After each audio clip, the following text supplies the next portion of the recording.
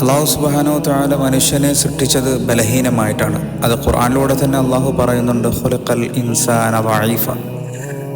അങ്ങനെ ബലഹീനമായി സൃഷ്ടിക്കപ്പെട്ട മനുഷ്യൻ ഈ ദുനിയാവിൽ ജീവിക്കുമ്പോൾ തെറ്റുകൾ അവന് തേടിയെത്തുന്ന, അവൻ്റെ കൺമുമ്പിലേക്ക് എത്തുന്ന ഒരവസ്ഥയാണ് ഇന്ന് നാം കണ്ടുകൊണ്ടിരിക്കുന്നത്. അങ്ങനെ തെറ്റുകൾ വരുമ്പോൾ ആ തെറ്റുകളിൽ നിന്ന് മാറി നിൽക്കാതെ ആ തെറ്റുകൾ നിരന്തരമായി ചെയ്തുകൊണ്ട് ഇനി ഒരിക്കലും എനിക്ക് അള്ളാഹു പുറത്തു നൽകില്ല എന്ന് കരുതി ആ തെറ്റുകൾ നിരന്തരം ചെയ്തുകൊണ്ടിരിക്കുന്ന ആളുകളൊന്ന് ശ്രദ്ധിക്കുക.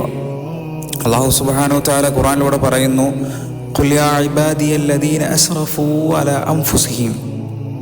നബിയെ പറയുക, തങ്ങളോട് തന്നെ അതിക്രമം കാണിച്ച എൻ്റെ ദാസന്മാരെ.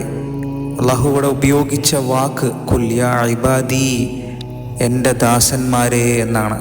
തെറ്റുകൾ നിരന്തരം ചെയ്ത് മതിമറന്നു ജീവിക്കുന്ന ആളുകളോട് അള്ളാഹു പറയുകയാണ്, എൻ്റെ ദാസന്മാരെ. എന്തിനു വേണ്ടി അള്ളാഹു പറയുന്നത്? വീണ്ടും അള്ളാഹു പറയുന്നു, ലാ തഖ്നതൂ മിൻ റഹ്മത്തില്ലാ, അള്ളാഹുവിൻ്റെ കാരുണ്യത്തെപ്പറ്റി നിങ്ങൾ നിരാശരാവരുതേ. എത്രത്തോളം അള്ളാഹു ഗൗരവത്തോടു കൂടി മനുഷ്യനോട് എടുത്തു പറയുകയാണ്, നിങ്ങൾ എന്നെ മതിമറന്നു പോകരുതേ, ഞാൻ നിനക്ക് പുറത്തു തരില്ല എന്ന് നിങ്ങൾ നിരാശരാവരുതേ. ഇന്നല്ലാഹ യഗ്ഫിറു ദുനൂബ ജമീഅ, അള്ളാഹു എല്ലാ പാപങ്ങളും പുറത്തു തരുന്നവനാണ്. അള്ളാഹു തന്നെ പറയുകയാണ്, നീ ഇനി എത്ര തെറ്റുകൾ ചെയ്താലും.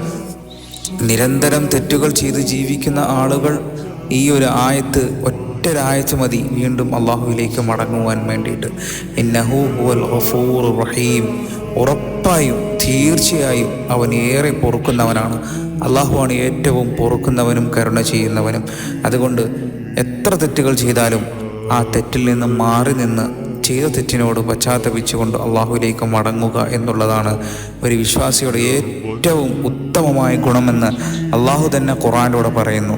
വഅനീബൂ ഇലാ റബ്ബിക്കും വഅസ്മിഉ ലഹു മിൻ ഖബ്ലി അൻ യഅതിയകുമുൽ അദാബു സുമ്മ ലാ തുൻസറൂൻ. നിങ്ങൾക്ക് ശിക്ഷ വന്നെത്തുന്നതിന് മുമ്പേ, അതായത് നിങ്ങളിലേക്ക് ശിക്ഷ എത്തുന്ന ഒരു ദിവസമുണ്ടാകും നിങ്ങൾ ചെയ്ത തെറ്റുകൾ കാരണം. ആ തെറ്റിൽ നിങ്ങൾക്ക് ശിക്ഷ എത്തുന്നതിന് മുമ്പായി നിങ്ങൾ നിങ്ങളുടെ നാഥനിലേക്ക് പശ്ചാത്തപിക്കുക, അവന് വഴിപ്പെടുക.